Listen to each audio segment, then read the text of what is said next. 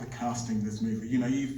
Look, the man on your left is one of our great actors. Yeah, absolutely. And he doesn't get to hold too many movies, but this one he holds in his hands, and he's so powerful with it. Why did you go with him, and how did it come about? I've been a fan of Jeffrey since I first saw him in Angels in America, the Mike Nichols adaptation for HBO, when I was a younger man. Then I saw him in Basquiat, and then I was just obsessed with him every time that I saw him in something, I was thrilled. And this is not a lie, just to please Jeffrey. I started reading the novel in his voice. That's how early I started thinking of Jeffrey for the role. When I got far enough into the material that I thought maybe I want to adapt this and maybe I want to direct this.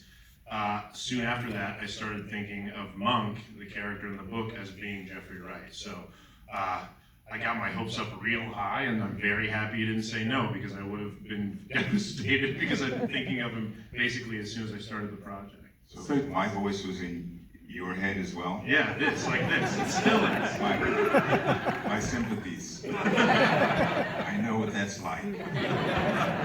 So Jeffrey, where did you find the rhythm, man, to play Thelonious? Where did I find the rhythm to play Thelonious? Rhythm.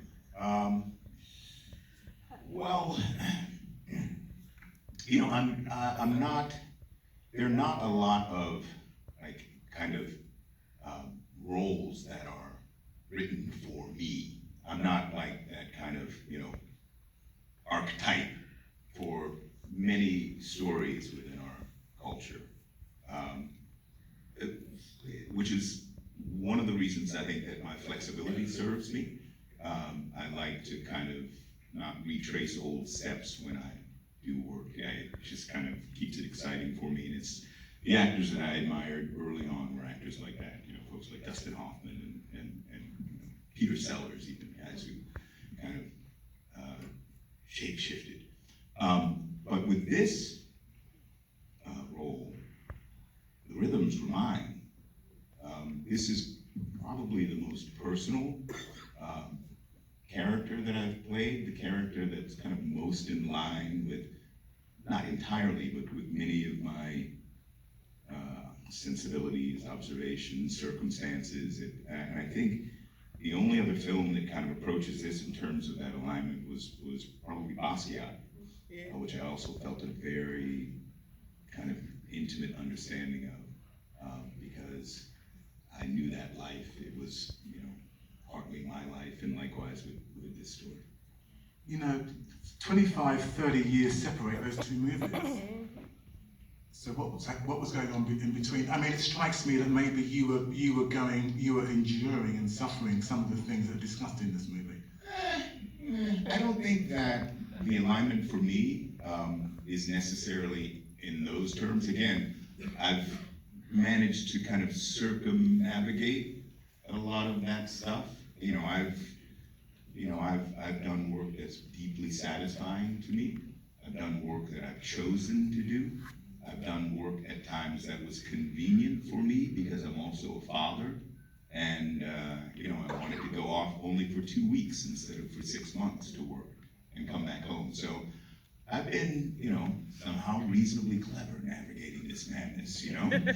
For me, what makes it deeply personal, and also what drew me to the character and to the story, was less so the social commentary and the satire and all of that stuff, which is wonderful and poignant and smart and sharply drawn and all of that.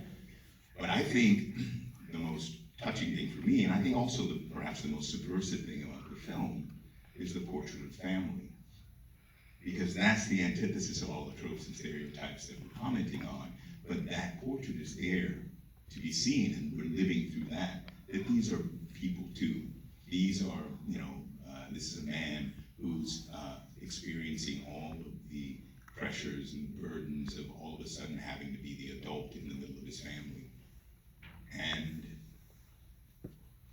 I reached that point in my life where I was that person too, having to become the caretaker for, you know, those who were my caretaker. And at the same time, unlike Monk, you know, being a father. So it was that story, and also the sacrifices that he was asked to make, or asked himself, or, you know, the fates asked him to make as a result of those responsibilities, sacrifices, both personal and professional, all of that stuff. That's where my heart, you know, found alignment. The, you know, the headier stuff was just, you know, was a cherry on that Sunday. Yeah, got it. It's a great performance. Nora, talk to me about the score for this movie, because you know you're jazz baby, aren't you? I am, but you know, I want to talk about the family theme actually, because you mentioned the family story being the most radical part of the film. I've always thought of it as that too, and the thing that I love about it is that it's always beautiful, but never quite plays together, so that there are no instruments that actually play at exactly the same time, but they're playing the same thing. And so to me, that very much exemplifies so much of what Jeffrey said, where you've got these people who are kind of moving through space together, who love each other, but are not always on the same page. But yes, I grew up playing jazz and classical music. It was an obvious choice because the character's name is Monk, of course, after the great Thelonious Monk, who was really an incredibly brilliant composer, pianist, and really unique, like a one-of-a-kind guy. You hear one note of a recording, and instantly you know it's Monk because the style is so sort of specific. What were the notes that CORD gave? How did you discuss putting the score together? Well, I mean, we talked about a lot of things with CORD and Hilda. First we thought, well, do we do Monk? I mean, is that a possibility? But eventually I wrote a thing for Monk that was jagged, you know, like the Monk music that we just talked about, that sort of performed like scenes. I think the one by the pool. They drop music in line too, so don't worry. Yeah. You win some, you lose. Wonderful, wonderful scenes. They were written well. I thought they were wonderful.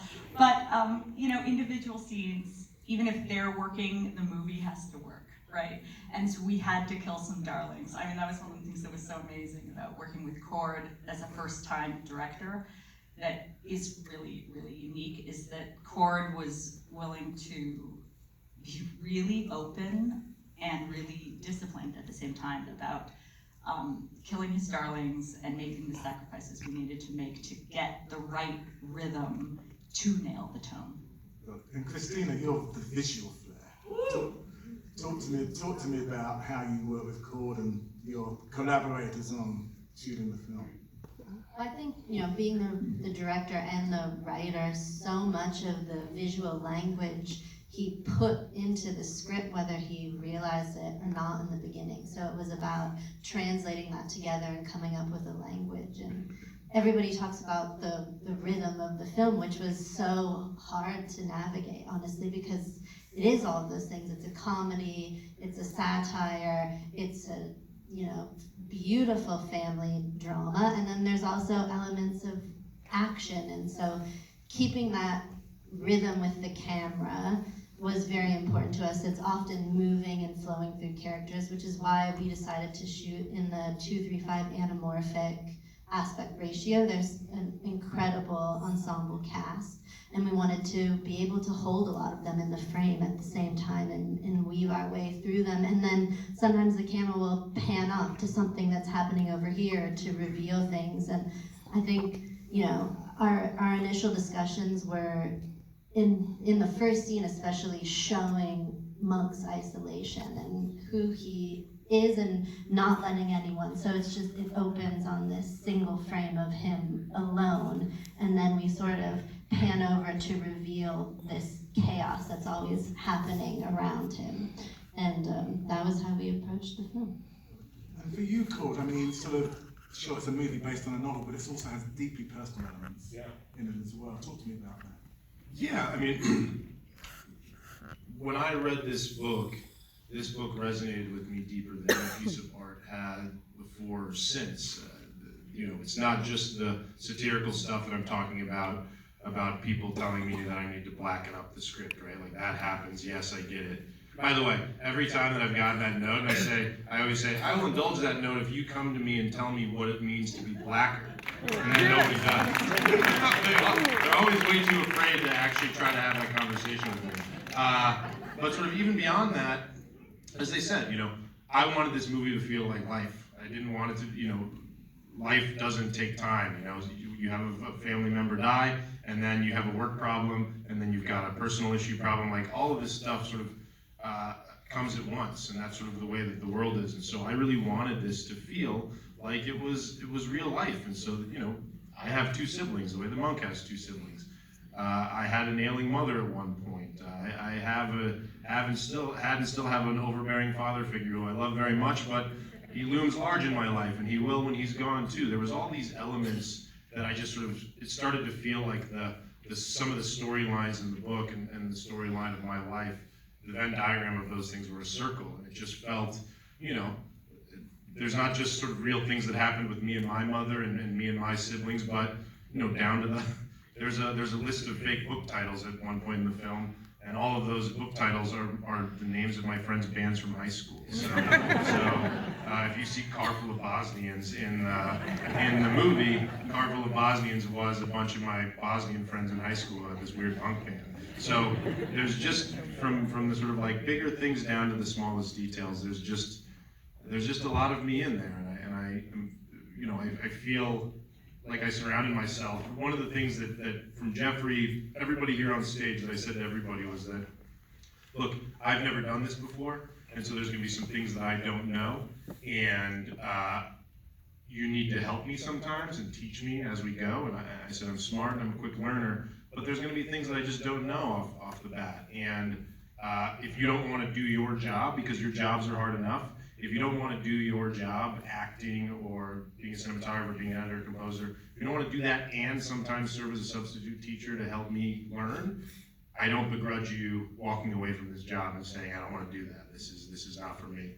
And so I just felt entirely protected, and sort of so that's what I think gave me the courage to go into work every day and not feel like I'm out of my depth and I'm going to screw something up. Is I really felt like I surrounded myself with people who were not only eminently capable and good at their jobs, but also were willing to sort of like go on this journey with me, this very personal journey with me, and sort of protect me. And I feel, I don't believe in the auteur shit. Like this is it is sort of like it takes a village. And so I love all these people here to my left, and I'm so grateful that they were willing to make this movie. Well, you